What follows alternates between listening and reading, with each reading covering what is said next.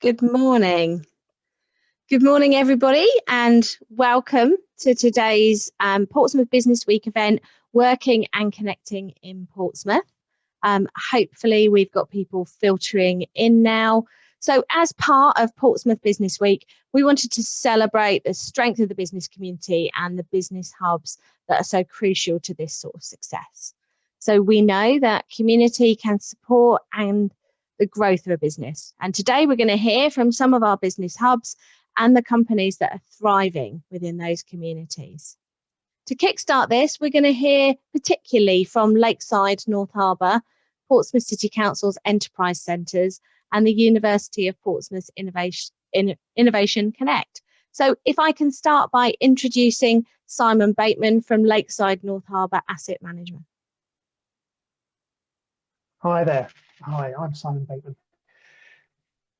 So Lakeside is the location for business on the South Coast. And I know you know I'd say that, but it truly is the premier business park on the South Coast with 130 acres and a lake, its own fishing club, 640,000 square feet of offices, 55 occupiers in 85 leases, space from 300 feet to 70,000 feet, all on one floor plate. At its peak, obviously, at the moment with the pandemic and so on, but at the usually we have about 4,500 to 5,000 people on site. Essentially, we're a village. A recent survey said 94% of occupiers at Lakeside have enjoyed working at Lakeside more than anywhere else they've worked in the past. And an interesting fact is that obviously Generation Z and millennial employees are now starting to dictate to employers where they want to be. And so obviously it's extremely important to employers that they get it right. We've got three interlinked tenets at Lakeside, which are extremely important to us: environment, community, and well-being. Environment, we provide what our occupiers want and need. And so, for instance, we have outdoor meeting spaces, street food weekdays, a central square for cafes, hairdressers, convenience store, that kind of thing, beauty salon, daycare, nursery, a hotel with a pool and a gym. But also we have leisurely lunchtime walks around the lake, combined with, of course, our high-class office environment and fantastic communal facilities. Well-being, obviously the thing of the moment and extremely important to supporting mental health. We have lunch and learn seminars, webinars, and a happy campus is a productive campus. Over 70% of our occupiers most value at Lakeside the open space and the lakeside setting. Community. Our community grows together, works together, plays together, and community is both business and personal at Lakeside. So, for instance, we encourage cross-selling. We promote our own occupiers wherever we can. We use local talent and trades wherever we can possible. We have regular tenant meetings to air queries, concerns, inform. We hold events and classes that people can get together. We use the environment to the maximum: the lake, the grassed areas, the square, the business lounge, atrium events, and so on. And we pride ourselves in supporting business growth and so that our community can grow regardless of business size. So I'm pleased to be joined today by two of our occupiers, and they can present their success stories and give further insight into the Lakeside experience. If you'd like to find out more about Lakeside and our campus, head to our website or drop us an email, and we'd be happy to chat further. Back to you, Jane. Fantastic, Simon. Thank you. I definitely recommend a walking meeting around Lakeside. It's a pretty special event. So can I now introduce Alan Lowe from Portsmouth City Council's Enterprise Centres? Good morning, everybody. I work for Portsmouth City Council. I'm the manager of the City Council's 3 enterprise centres. We're in various locations across the city. We've got Victory Business Centre in Fratton in the heart of the city, which is more office-based businesses in there. There's about 58 small businesses at the moment within Victory Business Centre. In Hilsey, we've got Portsmouth Enterprise Centre and Challenge Enterprise Centre. Now, Portsmouth Enterprise Centre is aimed at light industrial businesses, and Challenge is a mix of both. There's 8 external units for light industrial and 17 internal office units there. At the moment, Portsmouth Enterprise Centre is full with a short waiting list, and Challenge Enterprise Centre is also full, again with a small waiting list there. Victory Business Centre is close to full occupancy, but things change very quickly with us as we are aimed at startups and small businesses, and we let on a licence rather than any long-term lease or tie-in. You're going to be hearing from one of our resident businesses, UK Flyers, Jay Dunstan, a bit later. Here we're talking about the business community within Portsmouth and within the centres, but it's also important to realise that the office space suppliers, we also work together very closely with others within Portsmouth. I speak regularly with Sandra from Stage 2, just along the way here up in Hilsey, and also with Chris Worrell, who you'll hear from in a moment at Portsmouth University, where we will share leads, share information, best practice, and any events we're trying to plan to work together, and also to come up with new ways of working that are coming through now. We need to be able to be flexible and provide the space. As Simon says, the workforce are dictating where they want to work, how they wish to work at the moment, particularly coming out of the pandemic. We need to be flexible and adapt to this to provide as much space as possible. As I said, all the business centres are very, very near occupancy or at full occupancy. We're aimed at startups. 4 of the last 5 people who've moved into Victory have been home-based businesses, and they've moved into their first accommodation. So we do particularly try to support people from the startup, from home, growth into the first unit. You can move within the centres to larger units, and eventually the idea is you then move out to private rented accommodation, and the next startups come through the system. But I'll hand you over to Chris now, I think, or back to Jane, who will then hand you over to Chris. And thank you very much. That's wonderful. Thank you, Alan. And our final property expert joining us on the panel today is Chris Worrell, who's the Innovation Director from the University of Portsmouth. Hello, everybody. For those of you who don't know about Portsmouth, it's a cool city. It's a coastal city. You can see from my backdrop, something Victorian. I'll mention this in a second. I work for the University of Portsmouth. I look after the 4 sites we have on the Portsea Island for engaging with businesses. We are very interested in finding out about businesses, learning from them, working with them, supporting them, and also being home to them. So we have 70 businesses across our 4 sites, employing about 350 people. This backdrop is the magical green screen to give us a view into Cell Block Studios. This is a really heritage building, which is mostly home to our digital creatives. And you can see sort of the row of former cells now converted into offices. We offer for very small businesses, so people who want to escape from their kitchen office and want to get back out of the house and into the world. And we offer sort of larger spaces at the Portsmouth Technopole. And we have a great event space. I'd love to also be able to show if I can have sort of multiple screens going, but the Future Technology Centre. Our main intent is about connecting with businesses and working with them. We have a great Portsmouth Business School, which works with businesses, and we have 20,000 students, 3,000 academics, a lot of whom are very curious about enterprise, startups and spin-outs. So if you'd like to come and engage with us, please do. If you'd like to come and base yourself with us in Portsmouth and enjoy some of the cool sights and sounds of the city, then that'll be great also. But I'm not going to do any more talking now. I'm going to let our residents do the talking. One of our members will be joining us today, who is from Cell Block Studios, and that's Jeremy from Dark Cosmos Creative. So I'll hand no without further ado. I'll let Jeremy do the talking for us. Thank you very much, Jane. Thank you, Chris. So before we go on to the main attraction and introduce some of our local businesses that are really part of the thriving communities within Portsmouth, and we talk about some of the issues that have been influenced by property and can be developed through those really effective business communities. I just want to take the opportunity to remind you on behalf of Portsmouth City Council of some of the amazing support that's available to you and some things that are happening on particularly during Portsmouth Business Week. So first of all, if you are working in Portsmouth or considering working in Portsmouth, can I encourage you to sign up to the council's e-bulletin? I'm going to put the link in the chat in a minute so that you can make sure you're kept up to date with all the current news and funding opportunities across the city. Don't underestimate us as a council. There are lots of ways that we can support you, and our amazing business helpline can always be your first point of call. But did you know that we can also support you in recruiting across the city? We run a lot of unemployment programs, helping get adults back to work.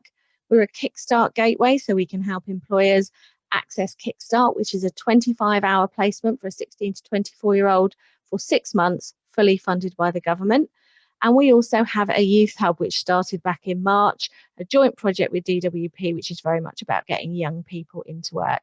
If you're interested in any of the support, the unemployment support, you can email us on skills.matching@portsmouthcc.gov.uk, and I'll put that link in the chat too. And I want to take the opportunity to remind you, on the call today, we have the lovely Diane Moisey, who's from our economic growth team and often found on the business helpline. She and her colleague Kim will be doing one-to-one business surgery sessions throughout this week, and I'm sure beyond this week, as part of our Portsmouth Business Week work. So I'm going to put Diane's email into the chat as well, in case you're interested in one of those one-to-one sessions, or in case you want to talk about one of our more exciting things like our crowdfunder, which is supporting small business growth across the city. Those links are going to go into the chat in a minute. And in the meantime, let's focus on what's really important about our business communities that are working across the city, and let's hear from the businesses themselves. We're going to start by introducing Will Kelly, who's Director of Portsdown and based in Lakeside North Harbour. Thank you, Jane. Good morning. I'm the owner of Portsdown Office Furniture. We are a design-led office furniture and fit-out company, started in 1983 and named, as many businesses locally, after Portsdown Hill, which is the big hill with the fort on top. I spent the last 34 years creating inspiring work and learning spaces for our commercial and education clients, and have been particularly focused for the last 6 to 12 months on what is now called the hybrid office.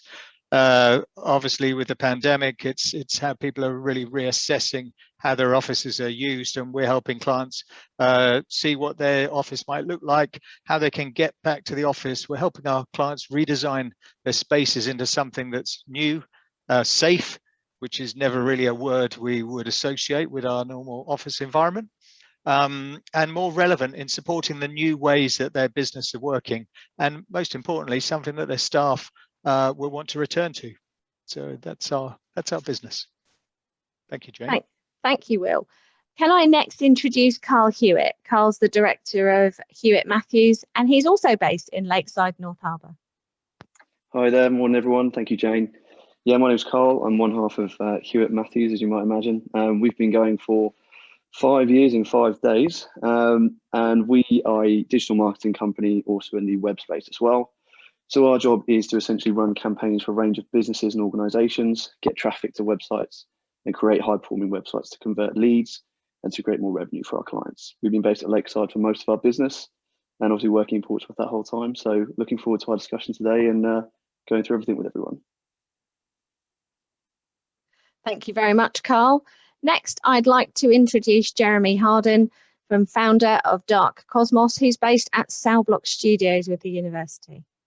Hello, thank you, Jane, and hello, everyone. A little bit about me. I'll just quickly click a thing. I'm in the visual effects space, and Dark Cosmos is in the visual effects business. I've got over 30 film and television and game things that I've been very fortunate to work on. And Dark Cosmos has also been very fortunate to work on high-end television and film projects. We started in started trading in 2018 and have been very fortunate to grow since then. We had an office before being at Cell Block, and while that was, it filled all of our requirements, it gave us fast enough internet and space to operate. We transitioned to Cell Block to be part of the creative community that it offers, where its focus with having tenants that are also in the creative space allows us to have sort of business relationships, but also the infrastructure from the meeting rooms with its televisions and the Future Technology Center, which Chris mentioned, which are really ideal for putting big pictures on big screens and getting a bunch of creatives around talking about those. So it's been an incredible journey as a business, and it's been wonderful being at Cell Block and getting to benefit from the connections and the community that we find there and in Portsmouth in general. So thank you very much, Jane, and thanks everyone for having me on. Thank you, Jeremy. And final member of our panel, can I introduce Jay Dunstan, who's the Director of UK Flyers and currently working at Victory Business Centre. Hello there. Hi. Sorry. Hello. My name's Jay Dunstan. I'm the Director of UK Flyers, and we're a graphic design and print company, as Jane said. We are based here in the Victory Business Centre. So we're one of Alan's 58 tenants here. We do nationwide print and design, mainly for festivals, theatre work, bars, restaurants, clubs. But so a lot of nationwide stuff, but also a lot of localised stuff as well, which is why we really like where we are here. It's a PO1 postcode, it's got great accessibility, it's got great transport links where we are right here as well. It's good for in and out of city if you're coming in on the car, but also great for trains as well. So it works really, really well. So we do a lot of work for big companies such like Live Nation, AEG, Ambassador Theatre Group, people like that. But we're also really, really proud of the stuff we do localised in the city for Portsmouth as well, things like Victoria's Festival, the America's Cup, even work for the King's Theatre, Wedgwood Rooms, Guildhall, the Dockyard, all the local work. It's a great city to be involved with and doing work here. So very pleased to be involved with this today, and let's hope it goes very well for everyone, and let's talk more about Portsmouth. So thank you very much, Jane. Thank you. Fantastic. Well, we all like talking about Portsmouth, which is very much why we're here today. So from here on in, if I can ask my lovely panelists and experts to turn their cameras on so that we can all see you. What we're going to do is run through a few discussion points, and throughout all of this, as you're watching, if you have any questions, please do put it in the chat and we will do our best to respond to it as we go through the session. We're not looking, we want to take up as much time as is useful, so please, keep conversation going if we can. We want to explore, first of all, how communities have really supported resilience as we've moved through the pandemic and as we move out of it. Now, I know from an economic growth perspective, we have seen some really high demand, and the business helpline, which continues to run and will continue to run by our lovely economic growth team, has been there to help people and to refer to different sort of communities. Within that dynamic, though, we've seen more people going back face to face, and we've seen people facing those challenges of having the mixed economy and working remotely, but also really recognising the benefits of being back in the office. And I know I've been in various of our centres and seen the sort of joy and pleasure of getting back to community when we're looking at work. How are my fellow panellists finding that sort of need for resilience and within that business community impacting at the moment? Yeah, I think there's a lot being going on in that space at the moment. I'll kind of take this one a little bit. I think at the very start of the pandemic, it was something that everyone was hit with and had to kind of adapt to very, very quickly. And I think the business community in Portsmouth was fantastic with that. Something I noticed a lot around support and resilience was that we've got a lot of businesses we work with who, although we have public sector businesses and multinational clients and things like that, we also have those single sort of sole traders working by themselves who had to pivot very quickly into other industries and find new ways and new revenue streams. And I think the support of the community along with the resilience of those individuals was amazing. We know a number of people who now have set up new businesses because of that. Their current revenue stream was cut off. They had to look somewhere else. and their community came to them and said, right, here's some business for you. I want to support you with that. And that was really amazing to see as soon as COVID hit initially. Jeremy, I know you've had some really strong thoughts about how that collaborative working piece is really important to sort of develop creativity. Absolutely. And similar to what Carl was saying, I completely agree. When everything got slightly more complex and started requiring us to work in more of a hybrid or more of a remote space, I think everybody in the business community suddenly looked at things that they had explored a little bit, right? You know, like, how would we have people remoting in or dealing with these things? And then suddenly those things were reality, you know, almost on an overnight basis. So I think kudos to everyone who did weather that. We're very interested in the benefits of being able to iterate on things very quickly. Sometimes we've got a project that has a turnaround time that can be months or weeks, days sometimes. So in those cases, having a remote is challenging to respond quickly and organically, to have two people come up with a solution to a problem, maybe that they didn't even know was a problem.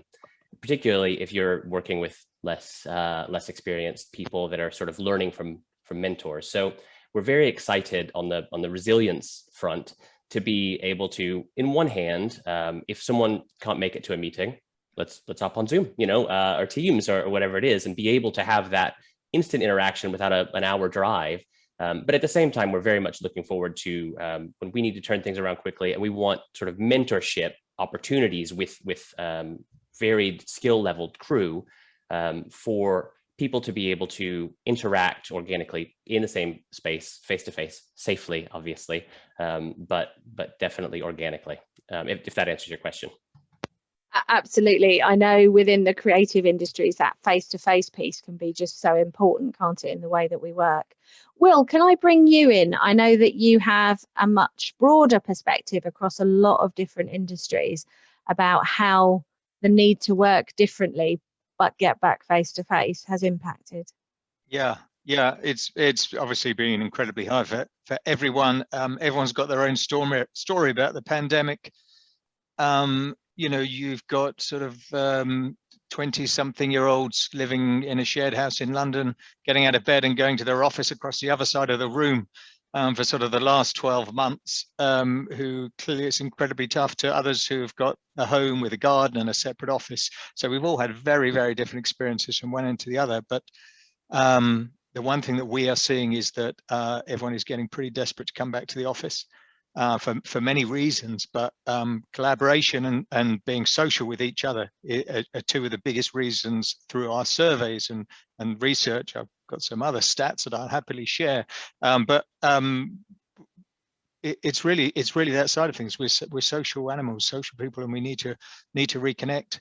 Like Jeremy, you know, ours is design-led collaborative work that we do in terms of spaces, and Zoom or Teams, whilst all very good and it's been fun, we've all learned pretty quickly you cannot beat the you know, doing this face to face. I mean, it just doesn't work in the same way.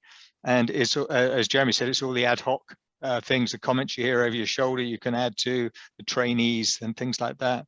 So for us, I mean, two things, you know, we've all got friends who work in London, and you know, they haven't been on a train for 18 months because it's a long way to go, whereas we're in Lakeside and all of our people are local.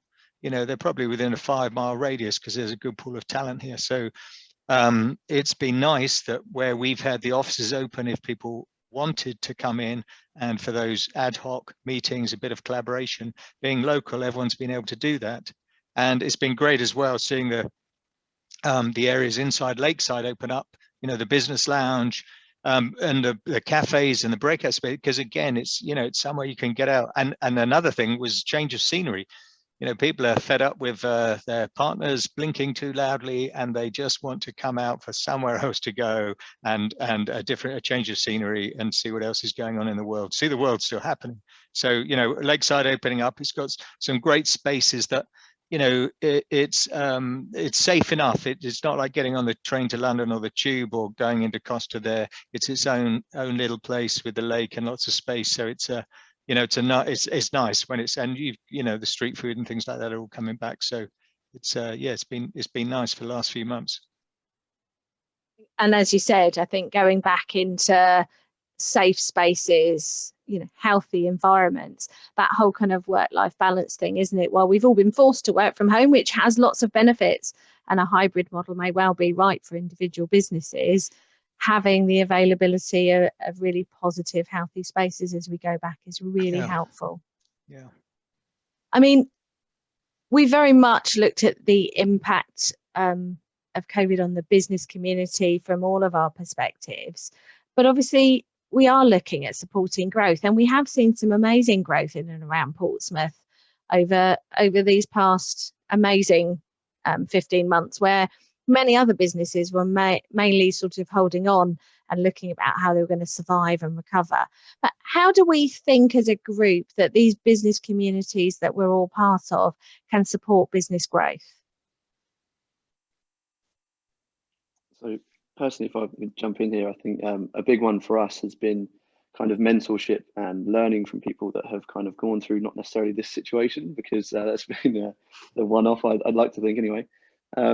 But yeah, a lot of people that work in Lakeside have been so helpful to us. And again, outside of Lakeside, that Portsmouth community, in terms of, so when we first started the business, we were 17, I think, in college. And you think no one's going to want to talk to us. We've not got a clue. We're starting a new business. We're not going to be of interest to anyone. But it's completely opposite in Portsmouth. The community you've got, people want to talk to you. Especially in Lakeside, we worked in here for a long, long time. And we start to build those relationships. And now we've got mentors and friends and colleagues who, you know, we'll go around their house and have a chat with them. You know, we're personal friends, as well as they'll say to us, if you have a problem, give us a call or text us. And these are people that own businesses with 700-800 employees. And, you know, the equivalent value of that time is, can't even fathom what that would be worth, but they're happy to catch up with you whenever you want to, because you're part of that community and you've built those relationships from being here. And for us, that's been massive for our growth through COVID. I mean, being in the digital space, we've been lucky enough to pretty much double over the past 12 months because of everyone needing to be online. But the fact of the matter is we still had to manage that growth, and we wouldn't have been able to do that as well as we have without mentors and connections and colleagues in the community of Portsmouth anyway.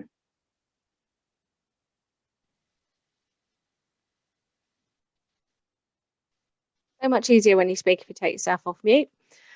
How about in terms of working with collaboratively with those businesses? Obviously, Carl's speaking about some really positive engagement within his own sort of centre, but we've got a really thriving cafe, pub scene that are offering a very different way for us all to meet. Is anyone using space in a different way like that? I think we do, and we encourage it. So, you know, with the way we create spaces is about the different types of settings. You know, it's not about having your own desk and you do all your work from there. You have a range of settings that support the type of work that you're doing. And of course, you know, it's all changed, as we know, over the last probably 10 years, agile working, and people can work from cafes and everywhere. So it actually means you've got a bit more flexibility within your business here. So we've got 2,500 square feet. We're completely redesigning it. Post-COVID workspace, it will look very different to how it was before. But I think every business needs additional space. Whatever they do, they expand and contract a little bit. But to have the extra spaces around you, which is the business lounge, you've got the collaborative space both inside and out. You've even put a little pod out by the lake at some point last year, I think it was, which is great. But you know, there's meeting rooms for hire, so you haven't got a tight space with meeting rooms. You've got the cafe and social spaces, as you say. You've got the cafe, Starbucks on site, and you've got the auditorium, which we've used a couple of times with Portsdown for our clients. So it's kind of you know, it's just an extension of the office. So the collaboration that happens, and it's always you know, it's great to meet people. It's Carl and I have both been here a long time, but we only connected this year. It's funny, sort of, I don't know, maybe there's no one else in here and we had no one to talk to, but you know, it's been great. It's been great connecting with new people since being here. I think I'd love to tag on to that. I completely agree, Will. I mean, whenever we tell people that our office is an old naval prison, that's already kind of using a space creatively in a way that it wasn't necessarily intended. So, you know, we're in the cells, but that's on the historic dockyard. So similar to what you're saying, you know, we'll pop out and have when social distancing allows, pop out and have a work lunch at the boat yard, where you're actually surrounded by these yachts and refurbished boats and HMS Victory. But what's nice as well is because of the train links from London, when we have a client or a director, someone visiting, it doesn't feel too dissimilar from what they're already used to. They get off the train, they visit us at the dockyard, and then we go to Gunwharf Quays and have a pint and chat there. So I think we've freed ourselves a little bit from the bonds of the open plan office and everybody sitting at their desk and working, to be able to consider these other ways of working. But then at the same time, we appreciate being able to get back together, be face to face, and have these in the office experiences. And in terms of networks that support our business communities, I know there are quite a lot of networking going in across the city. I don't know if anyone wants to signpost any particularly positive experiences. I know that Portsmouth City Council have a business network run through Danielle Eberhardt, and I'm happy to connect anyone in who's not using that. Alan, you do First Friday in the real world, don't you? Yes, we used to meet at the Portsmouth Enterprise Centre. That obviously had to stop. We have tried a couple virtual. I don't think they work as well as actually even physically meeting somebody. There is a place for virtual networking, but actually where we were aimed at this very small business and startups, people wanted to come and meet other people, more experienced business owners. We always had a guest presenter from the group talking about topics of use and of interest to startups and small businesses. And I think that is missed by having just virtual networking. There's so much virtual network, and you could probably do 3.5 days without doing any work by just going to various virtual networkings from breakfast till evenings. I think that probably is hitting a lot of the attendance of some virtual ones at the moment. Hopefully, if all goes well, we can get back to physical networking in August. I think a lot of people are looking forward to that, and the emails I've had, people do really want to actually get out of their spare room, out of the office or out of anywhere, just to meet a real person and have a cup of coffee, like Jeremy said earlier. We'll probably be hosting that one at the Victory Business Centre. Change of venue. There's some works going on up here at Portsmouth Enterprise Centre, hopefully. So yes, there's plenty of networking out there. You just got to quick Google on it, but pick and choose what you want to go to, where you want to go to, whether you can afford to go to them, and whether you've got the time to go to all of them. Because to say you could gain about 5 stone by going to various breakfast and evening and lunchtime networking meal meetings quite easily within a month. So yes, there's plenty of help out there. Okay, thanks, Jane. And Alan, First Friday is free to attend, am I right in saying? Yeah, absolutely. Free to attend, obviously on the first Friday every month over lunchtime, 1 till 2:30, although we never sort of kicked anyone out afterwards. People used to stay there chatting amongst themselves with the connections they made or the people we introduced them to help their business, and the business advisors are there. But generally there's a lot more support from the initial other attendees than you would expect, and it is really good. Even people in the same field would help each other.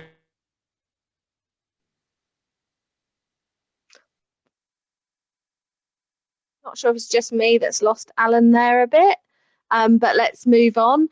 Looking at our communities within Portsmouth and how we support new business ventures and create those opportunities for SMEs. And we've talked about the business helpline, we've talked about the one-to-one support that's available from the economic growth teams. But what's everyone's experience? You know, I know, Carl, you said how helpful it was within Lakeside, within the early side of your business. Jeremy, you moved into Portsmouth without realising what the business community here was like. How have you found it? Yeah, and I'm very fortunate to have done so. I think what Carl talks about in the early stages is really relevant to us as well, because we're to be less than humble for a moment, we're pretty good at what we do on the visual effects side. And then the business side is a whole other set of challenges. So as I mentioned, when we first landed in our first office, it was quite walled off. We didn't know how to engage with Alan and with the council and with the community and all of you fine panelists. So the great thing from our perspective about places like Innovation Connect and Cell Block was the links to the University of Portsmouth allow that center and those centers to support new students starting businesses. So we were very fortunate to actually leverage some of those resources, despite the fact that we weren't from the University of Portsmouth and the business school, because we were housed within those centers. So we were able to meet other, get business mentorship, be part of peer-to-peer networks, advice sort of on a per problem basis or as needed. So it was definitely great once we found a way, and I think Lakeside and Innovation Connect and the different co-working spaces we're talking about allow businesses to not sandwall themselves and you sort of work in isolation. The most annoying thing for me is solving the same problem over and over again. So like if I solve it, I want never again, I want other people to have this solution and vice versa. If Carl's run into something that I haven't, then I don't want to, do the same thing. I want to say, hey, Carl, help me out, and that's very much alive in the spaces that we're just describing, but just even the community that we're experiencing in Portsmouth, from my perspective. Yeah, I think if I can just tag onto the back of that as well, Jeremy, that's a really good point you picked up there around when you start a business or when you're getting involved in visual effects, furniture as Portsdown or marketing as we are, that often more than not, you are great at that skill and that's where you really excel.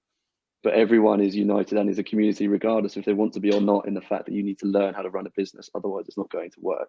And you're all on that common ground with that common goal of we need to figure out how to do this properly if we're going to make the most from it.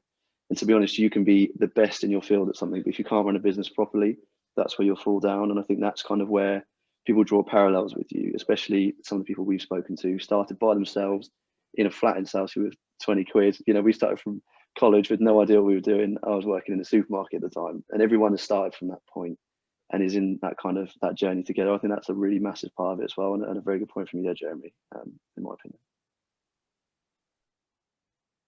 And it does really sum up the way that the business community isn't necessarily just about working with like-minded organisations that are doing the same thing as you. Sometimes it is about connecting with people on an individual level and getting that peer support that's more about survival and doing it right and the basics and getting that stuff right so that you can do incredible things with the rest of your time.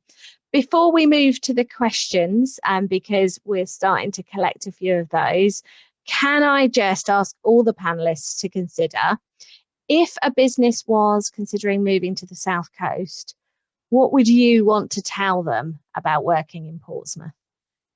Jeremy, do you want to go first? I would love to go first. Thank you very much, Jane. So when we were first considering how we might go forward starting a business, we were actually located in London and considering where it might be best to look at Dark Cosmos at scale, right? It actually coming down, we were already sort of on the same train line. We thought, let's check it out. Let's just go. I think there is a big music scene. Let's see what it is.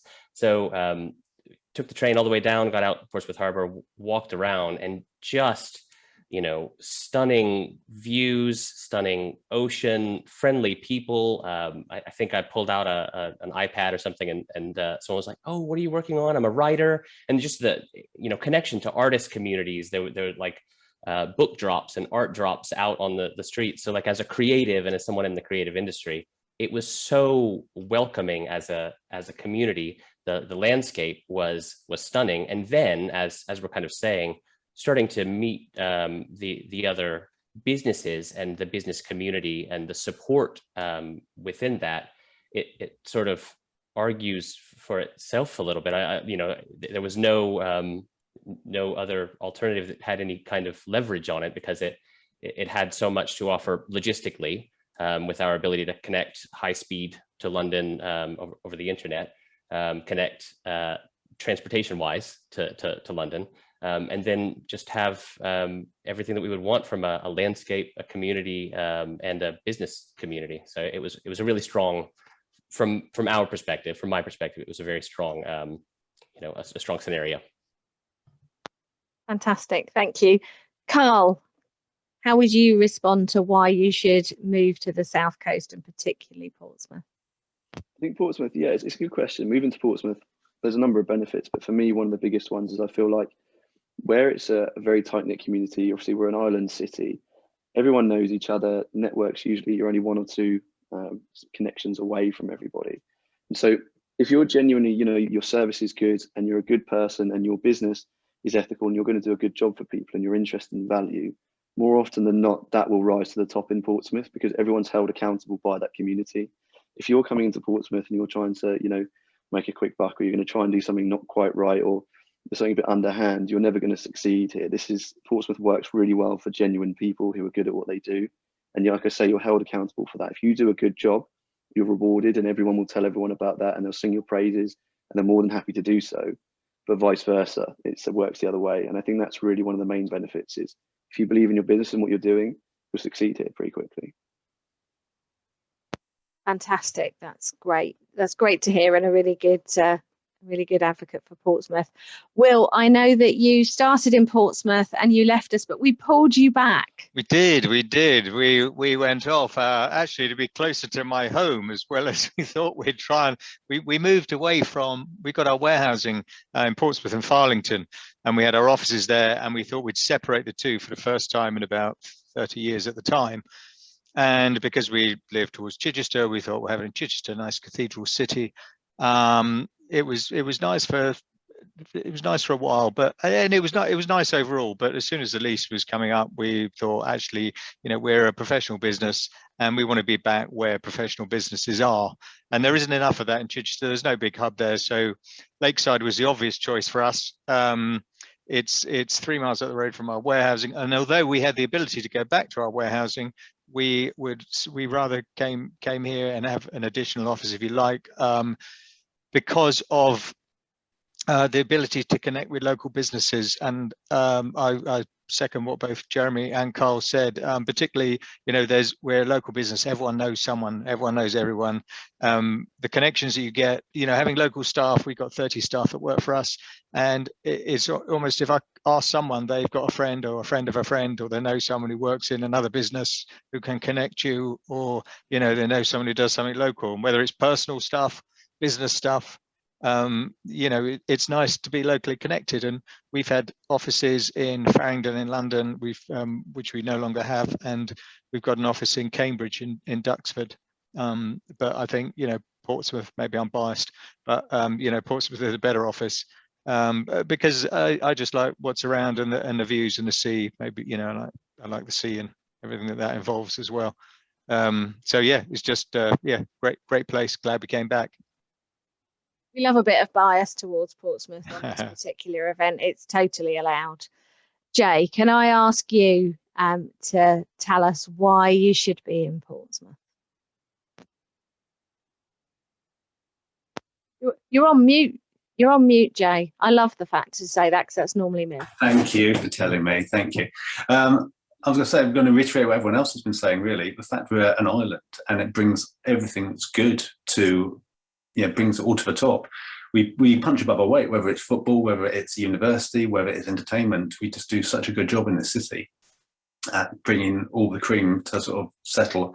And as you were saying, if you do a good job, you stand alone by that, and people know who you are, know what you do. We're surrounded by water, but we're only you're never more than about 3 or 4 miles from anyone, whether north of the city, south, east or west. You can get across from one side. Everyone knows everyone else. Everyone knows somebody else who knows somebody who does something, and your reputation precedes you really before you go to a lot of places and get involved with a lot of people. It's a fabulous city to come to, and there's so much going on. I was born in Cornwall, and couldn't wait till when I got here. I thought it was the best place to ever come, and I've been here ever since. So it's a hard thing to get away from. I think a lot of people say that Portsmouth is a hard city. Once you're here, it's a hard one to escape from, because something holds you here, and it's a great place for business, leisure, or any kind of activities, really. I love that. That's an amazing advocate for the city. And obviously we have really strong business startup rates, and thankfully really strong business retention rates, due to that island community that I think really forms the basis of what we do, and hopefully that we've really spoken about today and begun to capture with some of our amazing panelists. Now, I think we've finished just speaking, but I've seen the chat going throughout this with lots of exchanges of information and lots of information in there. I'm sure any one of us would be really happy for you to connect with us outside of this meeting. So I think most of us are on LinkedIn, or our emails have gone in the chat. Please do get in touch if you've got any questions that you want to take outside the meeting. But in the meantime, we'll go to our formal questioning. And Carl, the first one is for you. So does Carl have any advice on how to approach other companies when starting to set up a business? I'd love to speak to some established businesses, but I'm not sure where to start. Yeah, do you know what? I think that's a really good question, and it is difficult. Very much so. When we started, we were pretty much intimidated by the size of the businesses that we wanted to talk to. We didn't get into business. We don't want to be a startup forever. We want to be a good sized marketing agency. We want to grow. Just excuse me, the office phones are going now.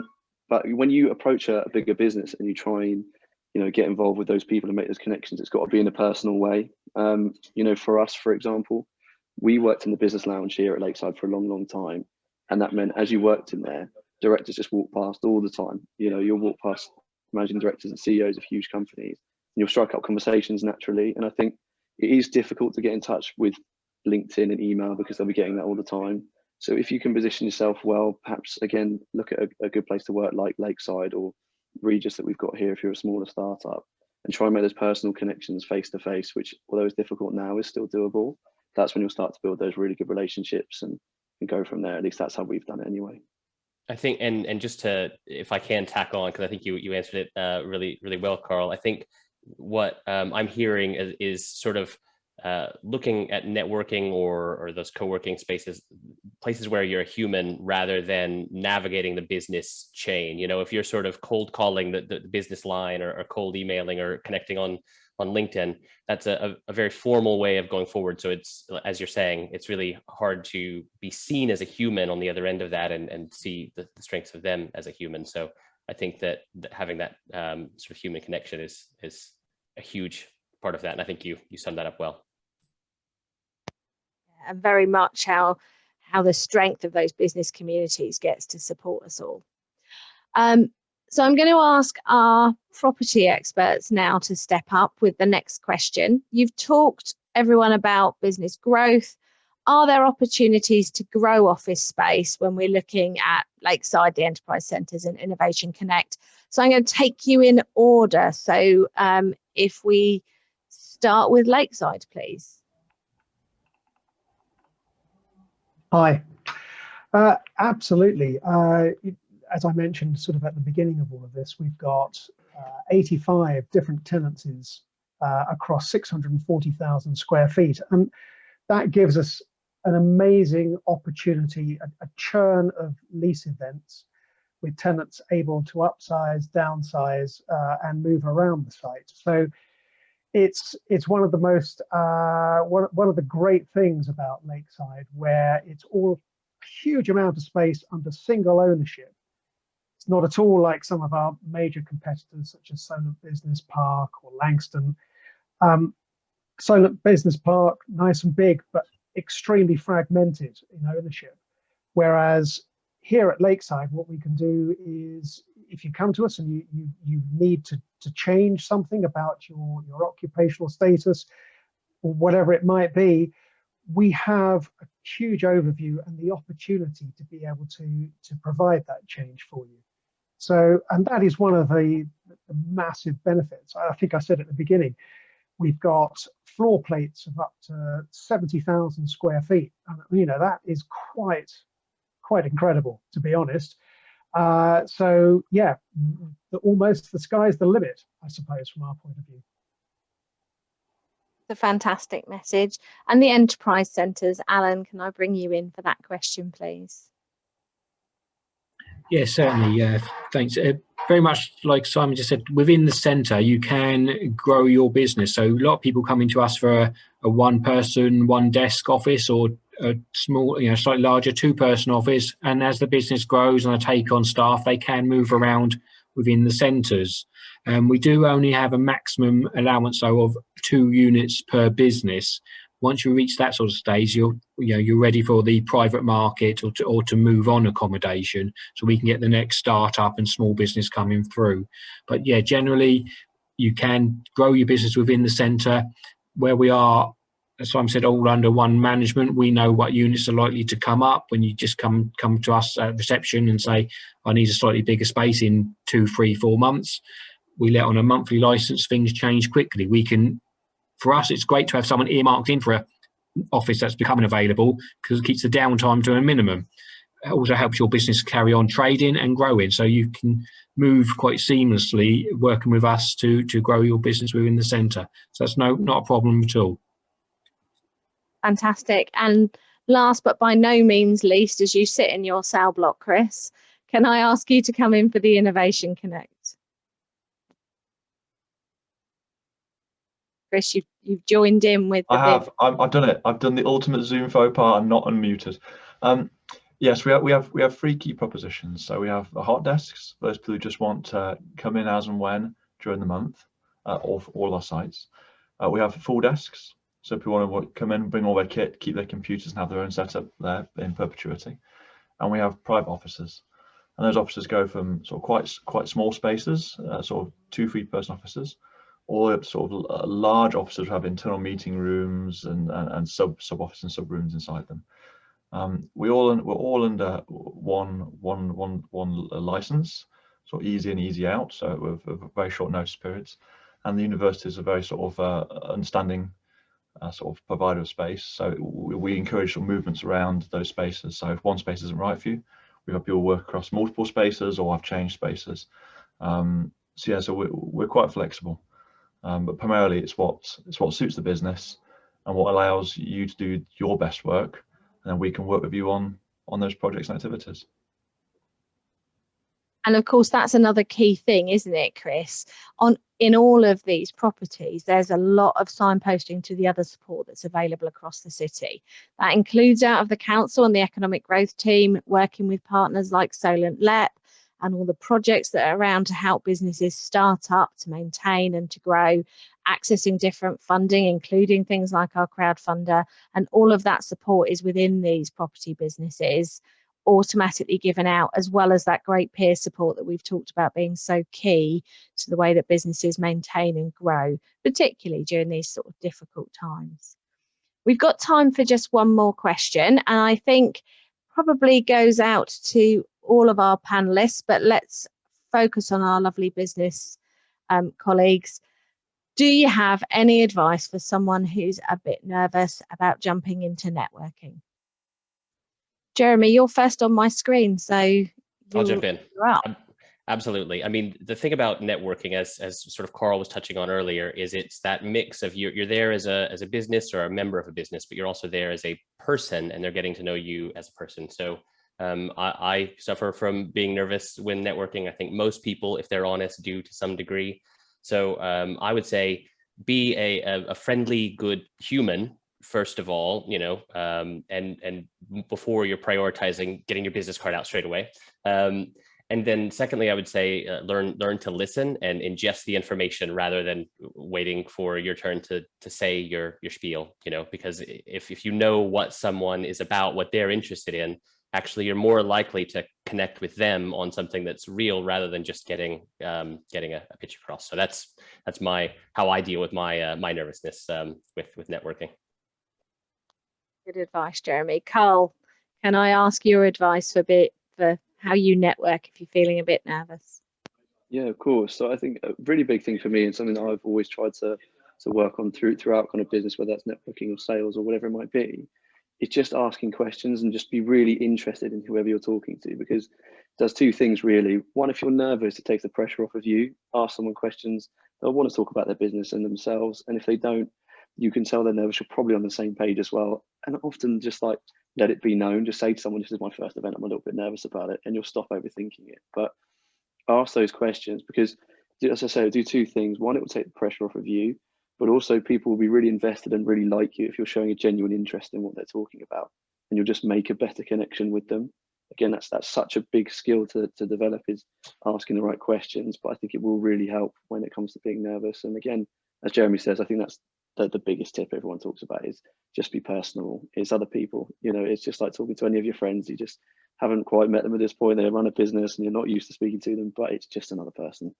So try not to overthink it, I think. That's really good advice. Jay, you're next on my screen. Okay. I think, again, repeating what everyone else has said, really, try and be personable and listen. That's the important thing, because, you know, you're right. Everyone does get nervous, these things, you know, it's a challenging time sometimes, you know.